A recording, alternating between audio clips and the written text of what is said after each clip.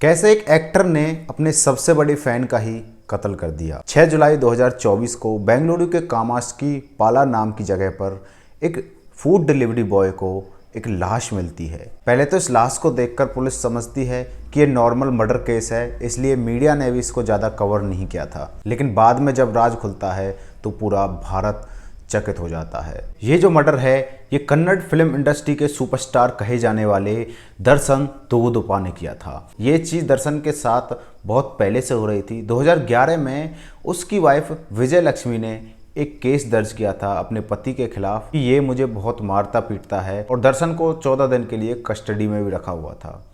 2013 में दोबारा से इसकी लड़ाई इसकी वाइफ से होती है, लेकिन उसमें भी समझौता हो जाता है और अब लोगों को पता चल चुका था कि इसकी अपनी वाइफ के साथ ज़्यादा बनती नहीं है। और बात यहीं पर नहीं थमती है। थोड़े दिन बाद इसके साथ और एक केस होता है कि इसने एक होटल में जाके वेटर को बहुत पिटाई लगा दी। वेटर को बाहर नहीं निकलने दिया, सीसीटीवी फुटेज को कटवा दिया गया और ये जो बात है इसका भी समझौता कर लिया गया वेटर को 50,000 रुपये देकर। दर्शन की मुलाकात एक मॉडल से होती है जिसका नाम पवित्रा गौड़ा होता है। दर्शन की करीबी उससे बहुत बढ़ती जा रही थी और थोड़े दिन बाद जो पवित्रा गौड़ा है उसने 2017 में अपने इंस्टाग्राम पे एक रील डाली दर्शन के साथ, और उसने जो अपना सारा रिश्ता था क्लियर कर दिया था पब्लिक के सामने कि हमारे बीच में रिलेशनशिप चल रही है, जबकि वो पहले से ही मैरिड था और उसकी एज तकरीबन 47 साल है फिलहाल। उसके बाद उसकी वाइफ ने भी अपनी फैमिली के साथ फोटो डाली और पवित्रा गौड़ा के रील्स पे जा जाके बैड कमेंट्स करने लगी। और उसकी जो जनता है, दर्शन की जो सारे फैन बेस था, उसको सबको पता चल गया था कि इसने बहुत गलत किया है अपनी वाइफ के साथ। उनमें से ही एक था रेणुका स्वामी। रेणुका स्वामी इसका बहुत बड़ा फ़ैन था दर्शन का, तो दर्शन को वो इतना मानता था कि उसके लिए कुछ भी कर सकता था। तो दर्शन उसको, रेणुका को ये चीज़ बुरी लगती है कि उसने इसके साथ रिलेशन बनाया हुआ है अपनी वाइफ को छोड़कर। अब वो क्या करता है, वो रील्स पे जा जाके बैड कमेंट्स करने लगता है पार्वती गौड़ा पर जब ये कमेंट्स आते हैं तो सबको पता था कि इसके जो फैंस हैं वो खुश नहीं हैं। अब एक दिन पार्वती गौड़ा को धमकी आती है जो कि रेणुका स्वामी खुद देता है।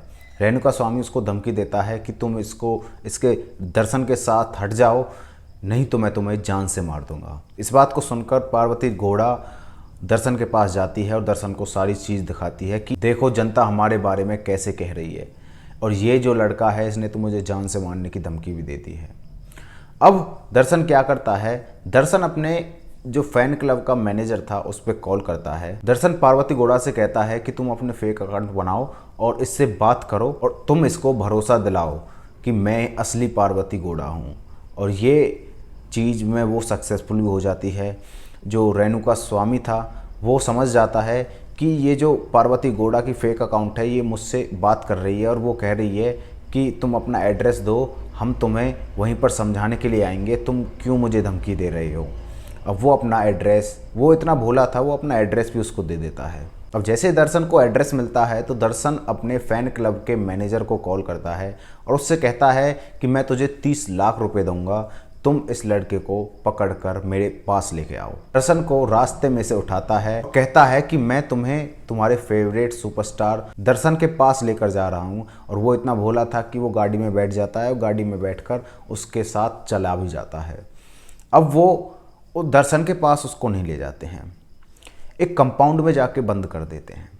एक कंपाउंड में जाकर उसको बांध दिया जाता है कुर्सी से और उसको बहुत पीटा जाता है। जब उसकी पिटाई चल रही थी तब दर्शन उसके आँखों के सामने से आ रहा था और वो अपने सुपरस्टार जिसको वो भगवान मानता था उसको अपनी आँखों के सामने देख रहा था। दर्शन उसके पास जाता है और उसको इलेक्ट्रिक शॉक देने लगता है।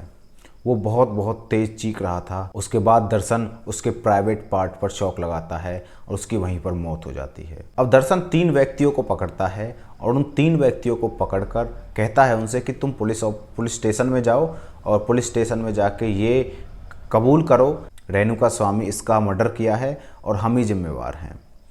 पुलिस के पास अब लाश भी थी और उसके मुजरिम भी थे जिसने उनको मारा था, लेकिन पुलिस को कुछ गड़बड़ नज़र आती है। पुलिस उन तीनों को अलग अलग ले जाती है और उनसे पूछताछ करने लगती है कि कैसे मर्डर किया तुमने, और उसके बाद रिजल्ट कुछ और ही आता है। उन्होंने तीनों ने अलग अलग बातें बताई थी और अब पुलिस को कंफर्म पता चल चुका था कि ये किसी और का काम है। पुलिस ने उन तीनों के फ़ोन नंबर्स लिए, फ़ोन नंबर्स की कॉल डिटेल चेक की तो उनको मिलता है दर्शन दुगोदुपा का नंबर। अब उन्होंने दर्शन दुगोदुपा को घर से उठाया और उनसे पूछताछ की।